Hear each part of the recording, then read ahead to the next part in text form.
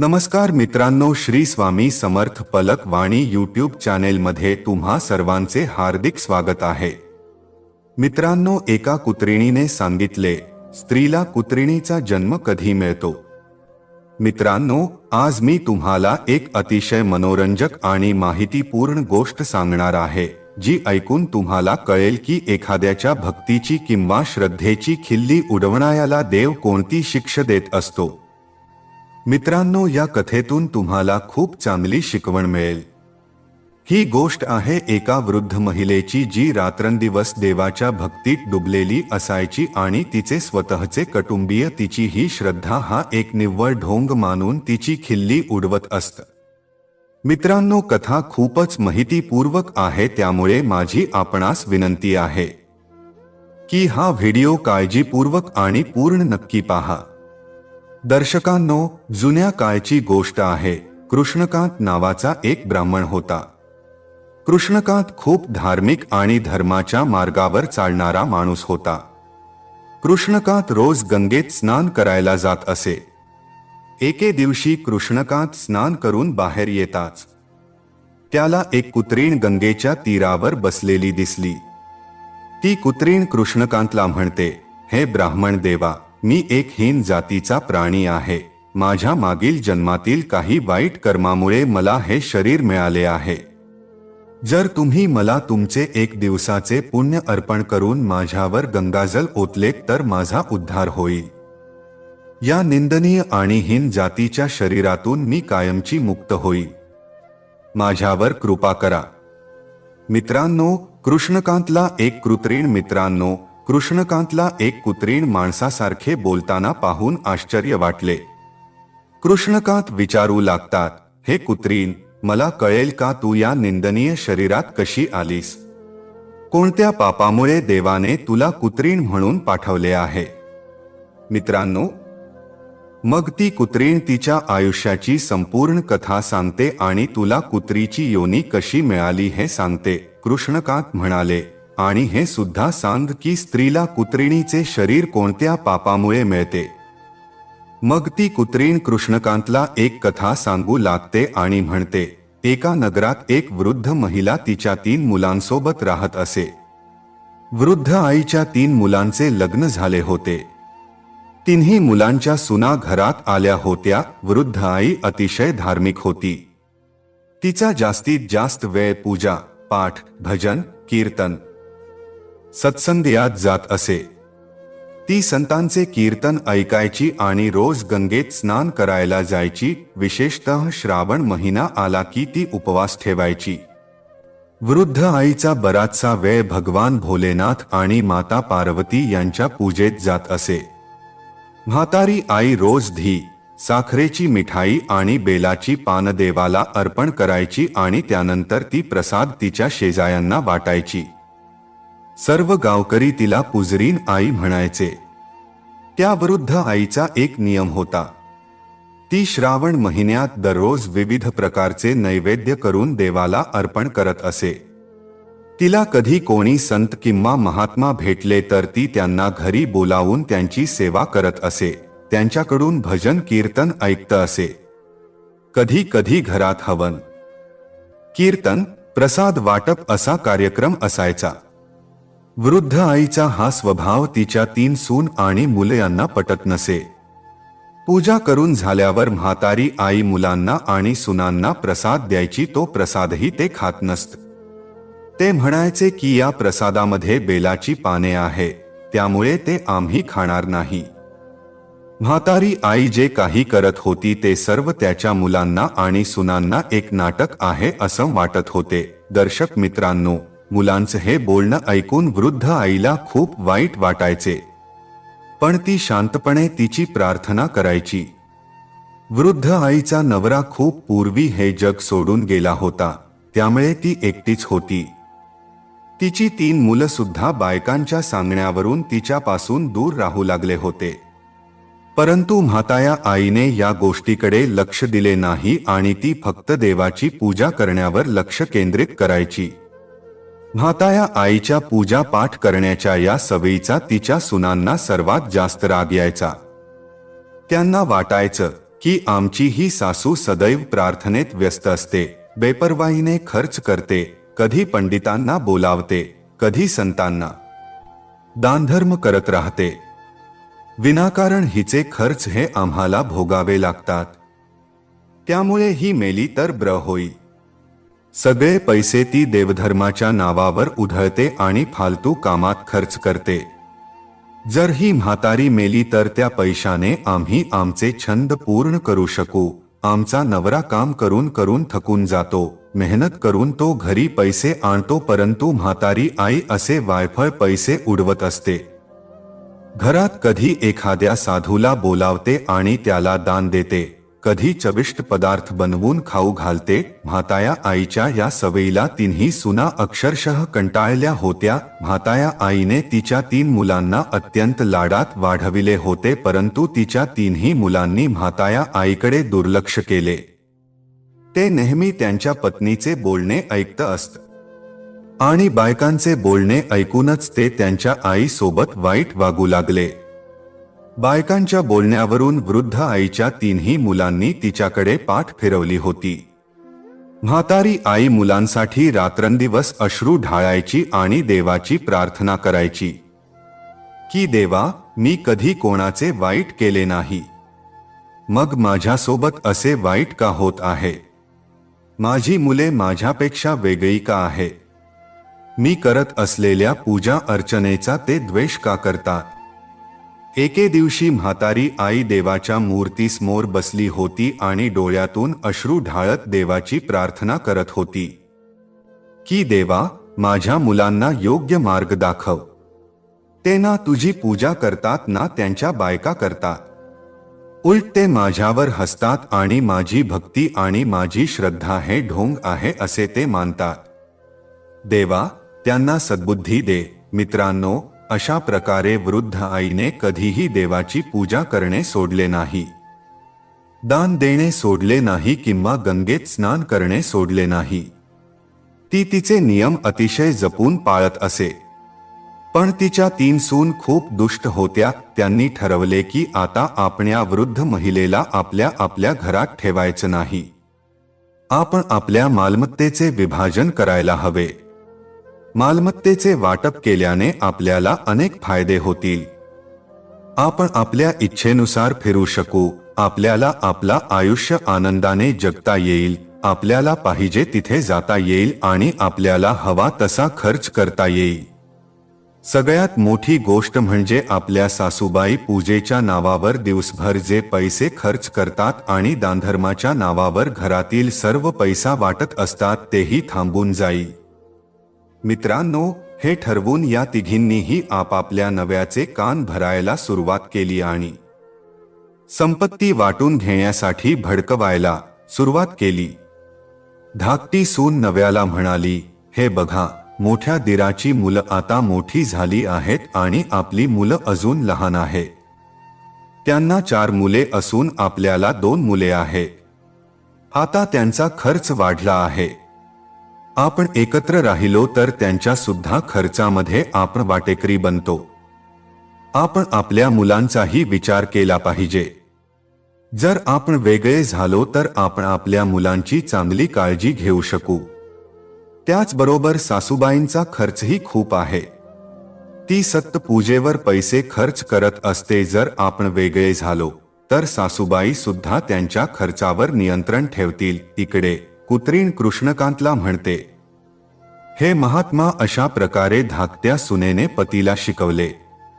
बायकोने सांगितल्यानंतर नव्याला वेगळे राहायला पाहिजे हे पटले. तर दुसरीकडे मधल्या सुनेनेही नव्याला समजावले की आता फार झाले, आता विभाजन झाले पाहिजे. आपण आपल्या इच्छेनुसार जगू.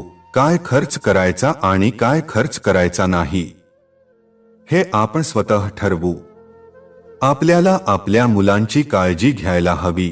त्यांना चांगले शिक्षण द्यायला पाहिजे. परंतु जर असे आपण एकत्र राहिलो तर आपण काहीच करू शकणार नाही. आपली मुलं उच्च प्रतीचे शिक्षण घेऊ शकणार नाही. मित्रांनो, मोठ्या सुनेनेही नव्याला सांगितले, कहो, आता आपली मुलं मोठी होत आहेत. काही वर्षानंतर आपल्याला त्यांचे लग्न करावे लागणार आहे.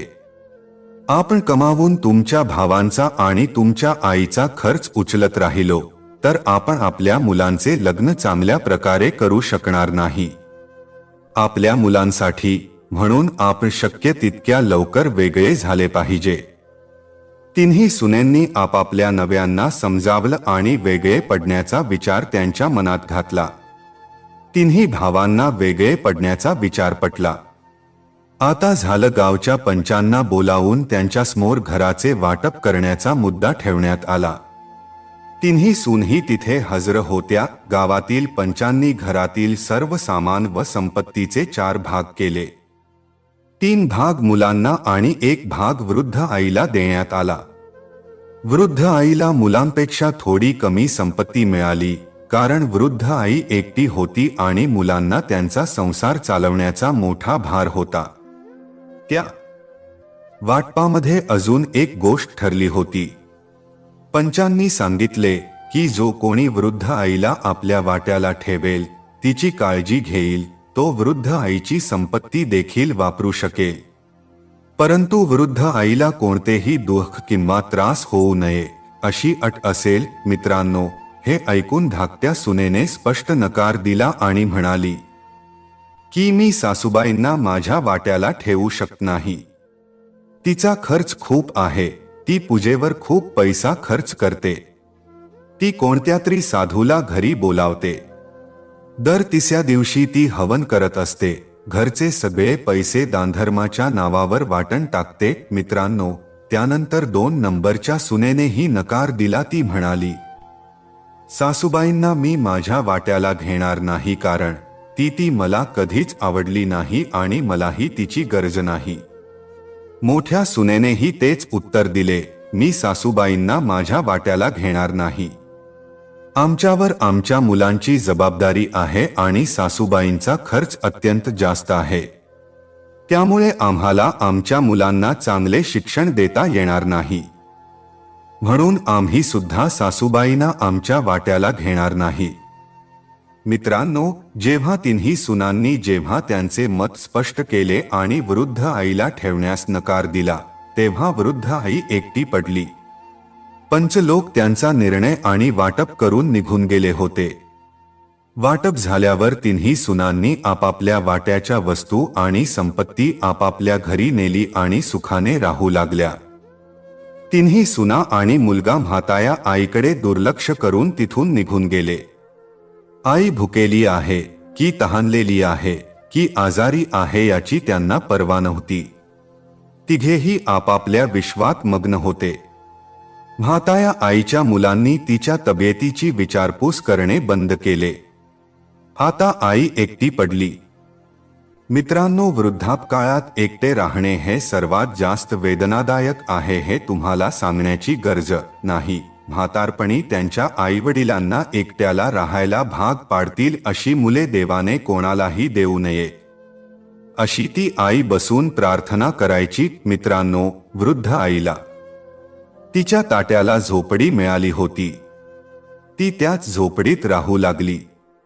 पण मैत्रिणींनो, तिने हार मानली नव्हती. ती रोज सकाळी लवकर उठून गंगेत स्नान करून भगवान शिवशंकर आणि माता पार्वती यांची पूजा करायची. पूर्वीप्रमाणेच ती रोज प्रसाद तयार करून देवाला अर्पण करायची आणि नंतर शेजाऱ्यांमध्ये वाटायची. पण म्हातारी आई आता खूप एकटी झाली होती. तिच्या तिन्ही मुलांनी तिच्याकडे पाठ फिरवली होती. तिच्या सुनांगरी तिला घरातून हाकलून दिले होते. ती रोज देवाकडे प्रार्थना करायची, हे देवा, मला माझ्या दुःखातून मुक्त कर. माझ्या मुलांचे भले करा आणि त्यांना योग्य मार्ग दाखव. म्हातारी आई तिच्याकडे असलेले थोडे पीठ, डाळ आणि तांदूळ सांभाळून वापरत असे. तिला वाटायचे, आता मला माझे आयुष्य असेच घालवावे लागेल. माझी मुले मला सोडून गेली आहे, पण मी भगवंताची भक्ती सोडणार नाही आणि त्याच्या तीमध्ये कशाचीही कमी पडू देणार नाही. म्हातारी आई पूर्वीसारखीच मोठ्या आवडीने देवाची पूजा करायची. ती रोग बेलाची पाने देवाला अर्पण करून देवाची पूजा करायची आणि शेजायांना प्रसाद वाटायची. परले दिवशी वृद्ध आई तिच्या झोपडीत बसून राहत होती. मित्रांनो, लक्षात ठेवा, ज्या आईला 3 मुलं असूनही तिला एकटं राहावं लागत आहे, अशा आईकडे रडण्यापेक्षा दुसरा कोणताही मार्गही. म्हातारी आई झोपडीत बसली होती आणि खूप दुःखी होती. तेवढ्यात एक तरुण येऊन दार ठोठावतो. वृद्ध आईने दरवाजा उघडला आणि दारात एक 17 ते 18 वर्षांचा तंदुरुस्त तरुण उभा असल्याचे पाहिले. तो तरुण खूप अद्भुत होता. त्यांच्या चेहऱ्यावर एक दिव्य आणि अलौकिक चमक होती. तो म्हणाला, आई, तुम्ही मला ओळखत नाही, पण मी तुम्हाला चांगलं ओळखतो. मी तुझ्या माहेरून आलो आहे. माझे नाव महेश्वर आहे. माझ्या वडिलांनी मला तुमच्या मदतीसाठी पाठवले आहे. मी ऐकले आहे की तू एकटीच राहत आहेस. तुला मदत करायला कोणी नाही, म्हणून मी तुझ्या मदतीला आलो. महेश्वरचे बोलणे ऐकून म्हाताया आईने आश्चर्याने विचारले, बेटा, तू खरंच माझ्या माहेरून आला आहेस का?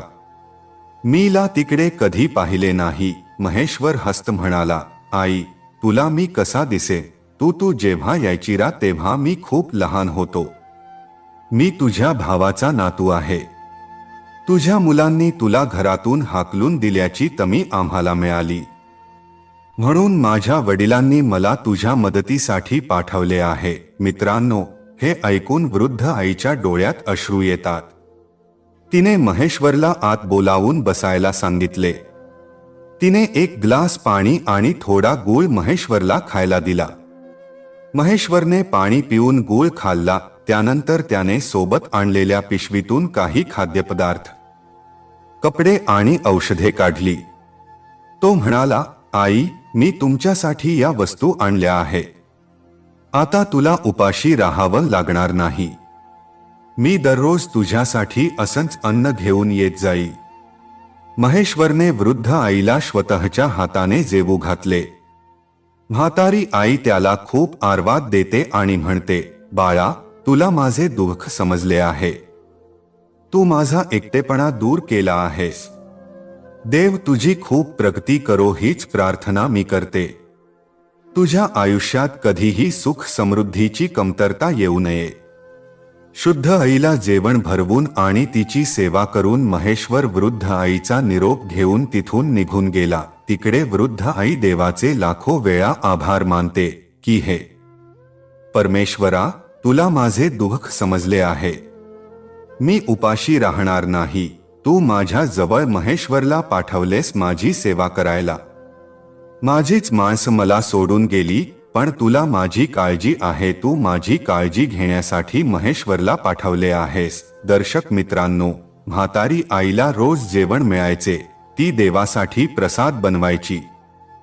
म्हातारी आई आता पूर्वीसारखाच देवाला प्रसाद अर्पण करायची आणि गतात जाऊन प्रसाद शेजायांना वाटायची.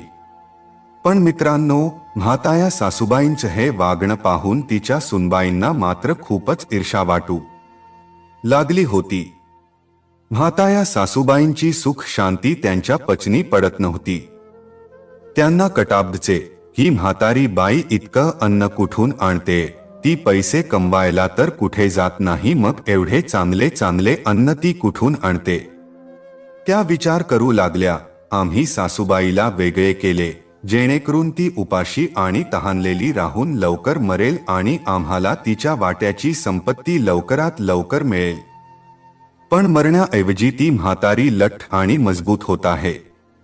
श्रोत्यांनो, मी तुम्हाला सांगते, असे काही लोक असतात जे तुम्हाला सुखात आणि आनंदात पाहून स्वतःची शांती नष्ट करतात.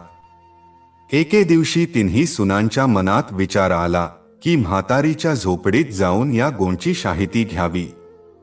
ही म्हातारी बाई काय खाते आणि काय करते? ती इरी निरोगी कशी राहते? मित्रांनो, तिघींनीही तेच केले. दुसऱ्या दिवशी म्हातारी आई गंगेत आंघोळ करायला गेली. तेव्हा पहाटे तिन्ही सुना वृद्ध आईच्या झोपडीत गेल्या. झोपडीत गेल्यावर म्हाताया आईच्या ओशहरू सर्व खाण्याचे साहित्य असल्याचे त्यांना दिसले. पीठ, डाळी, तांदूळ, मिरची, मसाले, सुकामेवा, मिठाई, सर्व काही मुबलक प्रमाणात तिथे होते. म्हाताया आईच्या झोपडीत हे सर्व पाहून तिन्ही सुनांना धक्काच बसला आणि विचार करू लागल्या की यामुळेच म्हातारी म्हातारपणी लठ्ठ आणि निरोगी होत आहे. आम्ही विचार करत होतो की म्हातारी भुकेने मरत असेल, पण तिच्या झोपडीत शेकडो खाण्यापिण्याच्या वस्तू आहे. ती इतकी हुशार निघेल हे आम्हाला माहीत नव्हते. मित्रांनो, तिघी एच विचार करत होत्या तितक्यात मोठी सून बोलली, मला असं वाटत आहे की या आळशी म्हातारीने माझ्या घरातून हे सर्व सामान चोरले असावे. मी दिवसभर कामात व्यस्त असते आणि ती आमच्या घरातून चोरी करून घर भरत असते. आता तिला धडा शिकवावा लागेल. धाकटी सून म्हणाली, हो, या म्हातारीला धडा शिकवलाच पाहिजे. हल्या सुनेनेही होकार दिला. ती म्हणाली, ताई, तुमचं म्हणणं बरोबर आहे. आपल्याला काहीतरी करावे लागेल. अशा रीतीने तिन्ही सुना म्हाताया आईच्या घरातील सर्व खाद्यपदार्थ पोत्यात भरून आपापल्या घरी घेऊन जाऊ लागल्या. घरी गेल्यावर त्यांनी पाहिले की सर्व खाद्यपदार्थांमध्ये बेलाची पाने मिसळलेली होती. तिन्ही सुनांना खूप राग अशी त्यांनी बेलाची पाने काढून नाल्यात फेकून दिली. दर्शकांनो, मग एक विचित्र घटना घडली. तिन्ही सुनांना जाणवू लागले की त्यांचे हात पाय हळूहळू कुत्रिणीच्या पंजात बदलत आहे. हे पाहून त्या घाबरल्या आणि आरडाओरडा करू लागल्या, मात्र त्यांच्या मदतीला कोणीही आले नाही. काही क्षणात तिन्ही सुना कुत्रिणीत बदलल्या. मित्रांनो, हे पाहून संपूर्ण गावात एक गोंधळ उडाला. तिन्ही सुनांच्या मुलांनी आणि पतींनी त्यांना पाहिले तेव्हा त्यांना खूप मोठा धक्का बसला. मुलं ओरडू लागली, बाबा, बघा काय झालंय मम्मीला. हा प्रकार कसा घडला हे तिन्ही सुनांच्या पती सुद्धा समजू शकले नाही. या कुत्रिणींना घराबाहेर हकलावे की घरातच ठेवावे त्यांना काहीच कळत नव्हते. त्या कुत्रिणी त्यांच्या भाषेत काहीतरी सांगण्याचा प्रयत्न करत होत्या, पण कोणालाच काही समजत नव्हते. सुनांच्या नव्यांना त्यांचे बोलणे समजत नव्हते. त्यांची मुलं रडत होती आणि नव्यांच्याही डोळ्यांमध्ये आता पाणी आलं होतं. मुन्यांचे कांतवन करताना ते म्हणाले, बाळांनो, आता काही करता येणार नाही. आपली आई परत येण्याची वाट पाहावी लागेल. कदाचित ती यावर काहीतरी मार्ग सांगू शकेल. गावातील लोकही तेथे जमा झाले होते आणि ही दुर्दैवी घटना कशी घडली याचा विचार करू लागले. खालाच्या आईच्या 3 सुना कुत्रिणी कशा झाल्या, कोणालाच काही संमात नव्हते. त्यावेळी वृद्ध आई गंगेत स्नान करण्यासाठी गेली होती. सर्वजण वृद्ध आई परत येण्याची वाट पाहत होते. म्हातारी आई पूर्णपणे निश्चिंत झाली होती, कारण आता तिला खाण्यापिण्याची, कामाची चिंता नव्हती. तिची सर्व व्यवस्था महेश्वर करत असे. देवाला प्रसाद अर्पण करून म्हातारी आई गावात प्रसाद वाटायला जात असे. वृद्ध आईला या घटनेची पूर्ण कल्पना नव्हती. तिला माहित नव्हते की तिच्या 3 सुना आता कुत्रीण झाल्या आहेत. इकडे तिन्ही सून घराच्या अंगणात कुत्रीण बनून बसल्या होत्या. त्यांच्या भोवती मुलं उभी होती. त्यांना घरात ठेवावे की घराबाहेर काढावे या विचाराने पती चिंतेत होते. असा प्रसंग त्यांनी आयुष्यात पाहिला नव्हता. ते खूप काळजीत होते आणि त्यांच्या आईची परत येण्याची वाट पाहत होते. या विचित्र घटनेने गावातील लोकांनाही आश्चर्य वाटत होते. वृद्ध आईच्या भक्ती आणि तपश्चर्येमुळे हे सर्व घडले आहे, असे सर्वजण म्हणायचे. काही लोक म्हणायचे की या तिघींनी काही तरी पाप केले असतील, त्यामुळेच त्यांना हे सर्व भोगावे लागत आहे. मित्रांनो, काही वेळातच म्हातारी आई घरी पोहोचली. घरासमोर खूपच गर्दी जमलेली होती. म्हाताया आईला पाहून गावातील लोक त्या वृद्ध आईकडे गेले आणि म्हणाले, आई, तुला काही माहित नाही. तुझ्या घरात एक विचित्र घटना घडली आहे. तुझ्या 3 सुना कुत्रिणी झाल्या आहेत. हे ऐकून वृद्ध आईला खूप आश्चर्य वाटले. त्या लोकांच्या बोलण्यावर तिला विश्वासच बसत नव्हता. ती सारखं देशला प्रार्थना कशा होती, हे देत माझ्या घराचे रक्षण कर, माझ्या घरावर कोणत्याही प्रकारचे संकट येऊन देऊ नको.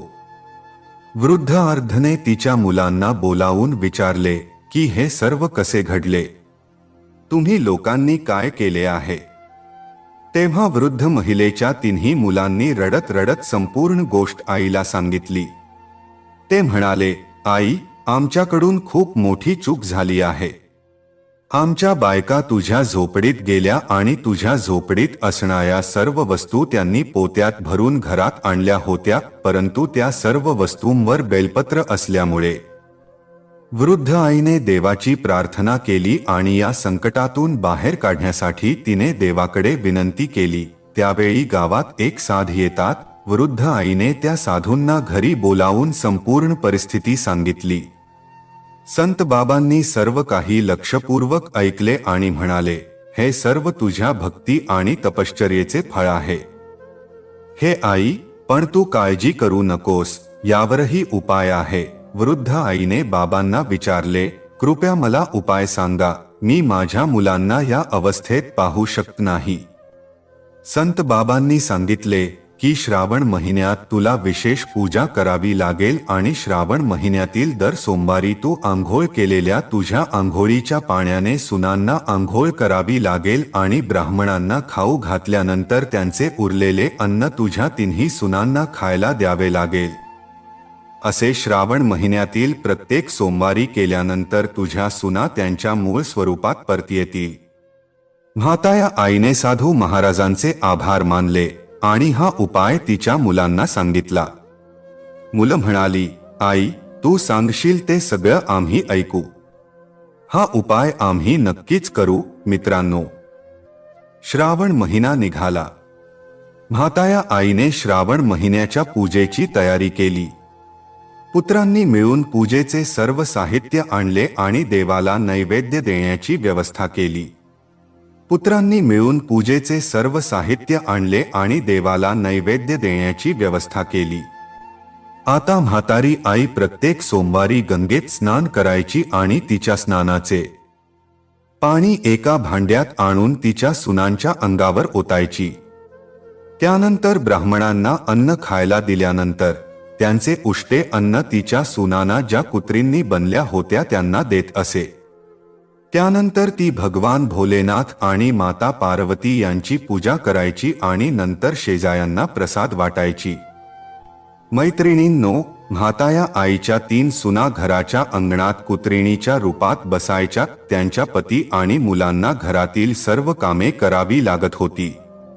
मुलांना त्यांच्या आईची खूप आठवण यायची आणि ते अनेकदा रडून आजीला म्हणायचे, आजी, आमची आई कधी बरी होणार, आम्हाला आमची आई परत हवी आहे. म्हातारी आई तिच्या नातवांना सांत्वन देत असे आणि म्हणायची, बाळांनो, देव सर्व काही ठीक करेल. तुम्ही लोक धीर धरा आणि तुमची आई लवकर बरी होण्यासाठी देवाकडे प्रार्थना करा. मित्रांनो, मुलांना शांत करण्यासाठी वृद्ध आई त्यांना गोष्टी सांगायची आणि त्यांच्यासोबत वेळ घालवायची.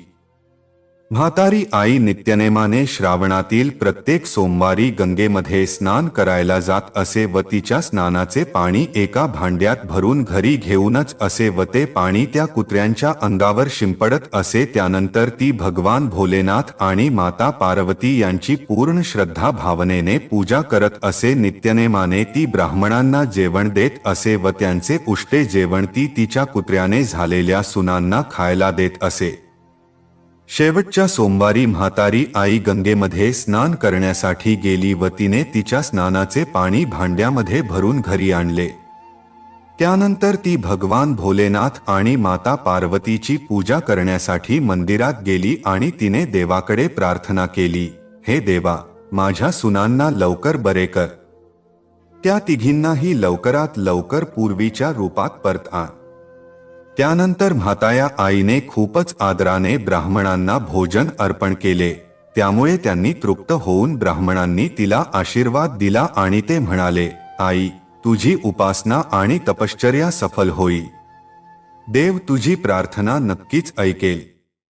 अशा प्रकारे आशीर्वाद देऊन ब्राह्मण निघून गेले. इकडे वृद्ध महिलेने तिन्ही सुनांना बोलावले आणि त्यांना ब्राह्मणाचे उष्टे अन्न खायला दिले. आता तिन्ही कुत्रिणी मोठ्या प्रेमाने ब्राह्मणांच्या नैवेद्याचे उरलेले अन्न खाऊ लागल्या. म्हाताया आईने तिन्ही सुनांच्या अंगावर गंगाजल शिंपडले, जे पाणी तिच्या स्नानाचे होते, जे तिने भांड्यामध्ये भरून आणले होते. मित्रांनो, सुनांवर आंघोळीचे पाणी शिंपडताच एक चमत्कार घडला. हळूहळू तिन्ही सुना त्यांच्या मूळ रूपात परतल्या. त्यांच्या चेहऱ्यावर पश्चातापाचे अश्रू तरले आणि त्या सासूच्या पाया पडून रडू लागल्या. तिन्ही सून म्हणू लागल्या, आई, आम्हाला माफ करा. आम्ही तुमचा खूप छळ केला आहे. आम्हाला आमच्या कर्माची शिक्षा मिळाली आहे. आता आम्ही तुम्हाला कधीच त्रास देणार नाही. आता आम्ही नेहमी तुमची सेवा करू. म्हाताया आईने तिन्ही सुनांना मिठी मारली आणि म्हणाली, सुनबाईंनो, देवाने तुम्हाला माफ केले आहे. आता तुम्ही लोकांनी ख्या मनाने देवाची आराधना करा आणि तुमचे कर्म सुधारा. तिन्ही सुनांनी सासूला वचन दिले की त्या आता दरवर्षी श्रावणी सोमवारचा उपवास करतील आणि सासूबाईंचा कधीही अपमान करणार नाही. अशा प्रकारे त्या श्रावणी सोमवारी सर्व कुटुंबाने मिळून भगवान भोलेनाथांची आणि माता पार्वतीची पूजा केली व त्यानंतर देवाला नैवेद्य अर्पण केल्यानंतर शेजाऱ्यांमध्ये नैवेद्य वाटला. मूळ रूपात परत आल्यानंतर तिन्ही सुनांनी आपल्या मुलांना भेटून आपल्या पतींची माफी मागितली. आता त्या सर्वजणी नास्तिकातून आस्तिक झाल्या होत्या. त्या दिवसानंतर म्हाताया आईची 3 मुलं आणि सुना कधीच आईपासून वेगळ्या झाल्या नाही.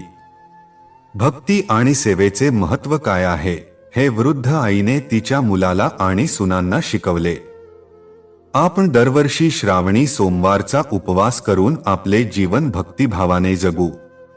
धाकटी सून आईला म्हणाली, आई, आम्हाला माफ करा. आम्ही तुमच्यावर खूप अन्याय केला होता. आता आम्ही तुमची सेवा करू आणि तुमच्याबरोबर देवाची पूजा करू. मोठ्या सुनेनेही आईला वचन दिले, आई, आता आपण एकत्र राहू आणि तुम्हाला कोणताही त्रास होऊ देणार नाही. दर्शकांनो, सुनांच्या तोंडून हे सर्व ऐकल्यानंतर म्हातारी आई खूप आनंदी होते आणि मुलांना आणि सुनांना खूप आशीर्वाद देते. आता घरात सगळे एकत्र राहतात. पुढील वर्षी श्रावणी सोमवारी संपूर्ण कुटुंबाने विशेष पूजेचे आयोजन केले. भोलेनाथांच्या मंदिरात जाऊन भोलेनाथांची आणि माता पार्वतीची विशेष पूजा करण्यात आली. तिन्ही सुना सकाळी लवकर उठून अंघोळ करून देवासाठी नैवेद्य तयार करतात. वृद्ध सासूईनी सर्वांना बेलपत्रे कशी वापरायची आणि देवाला नैवेद्य कसा दाखवायचा हे शिकवले. बेलपत्रांमध्ये दैवी शक्ती असते आणि देवाला ती खूप आवडतात असे त्या म्हणाल्या. बेलपत्र देवाला अत्यंत प्रिय आहे. मग तुम्हीच विचार करा, जे बेलपत्र देवाला इतके प्रिय आहे, त्या बेलपत्रांना तुम्ही जर चिखलात टाकत असाल तर ते देवाला कसे आवडेल. त्यामुळे तुमच्याकडून जी चूक घडली होती त्याबद्दल तुम्ही देवाकडे क्षमा मागा. त्यानंतर म्हाताया आईच्या तिन्ही सुना भगवान भोलेनाथांची माफी मागतात. देवाच्या कृपेने आता कुटुंबात सुखसमृद्धी आली होती. तिन्ही भावांचा व्यवसाय चांगला चालू लागला आणि घरात आनंदाचे वातावरण निर्माण झाले. आता तिन्ही सूनही सासूच्या सेवेत मग्न राहिल्या आणि त्यांना प्रत्येक कामात मदत करत होत्या. तिन्ही भावांनीही त्यांच्या आईला वचन दिले की आता ते तिला कधीही एकटे सोडणार नाहीत आणि नेहमीच त्यांची सेवा करू. दुसरीकडे कुत्रीण कृष्णकांतला म्हणते, हे ब्राह्मण देवा, जो कोणी अशी कृत्ये करतो, देवाला अर्पण करण्याच्या साहित्याची विटंबना करतो, देवाच्या भक्तांचा अपमान करतो, त्यांची चेष्टा करतो, त्यांच्या पूजेला ढोंगी मानतो, जो कोणी देवाचा प्रसाद नाल्यात फेकतो, त्याला पायाखाली तुडवतो, तो कुत्रा किंवा कुत्रीण बनतो. कृष्णकांतने विचारले, अरे कुत्रीण, तू असा कोणता गुन्हा केला होता की तुला कुत्रीण व्हावे लागले. मग ती म्हणाली, हे ब्राह्मण देवा, मी माझ्या पतीचा पूर्वीच्या जन्मात अनादर केला. माझा नवरा हयात असताना सुद्धा मी पुरुषांसोबत कामुक सुखात वावरत असे. प्रत्येक लहान सहान गोष्टीवर मी माझ्या नव्यावर रागावायची, त्याचा अपमान करायची. नेहमी इतरांच्या घरी जायची. मी माझ्या आयुष्यात अनेक पुरुषांसोबत भोग केला होता. या कारणामुळे मला हा नीच आणि वेदनादायक जन्म मिळाला आहे. हे ब्राह्मण देवा, मी कधी पूजा केली नाही, गंगेत स्नानही केले नाही. उलट मी अशा लोकांची थट्टा मस्करी करायचे, त्यांची चेष्टा करायचे. पुढे कुत्रीण म्हणाली, हे ब्राह्मण देवा, जर तुम्ही मला तुमच्या एका दिवसाचे पुण्य देऊन गंगाजल माझ्यावर शिंपडले तर मी सर्व पापांपासून मुक्त होईन, माझे रक्षण होईल.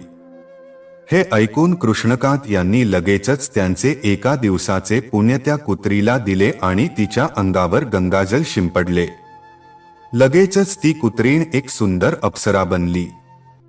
दिव्य शरीर मिळाल्यावर ती भगवंताच्या घरी गेली.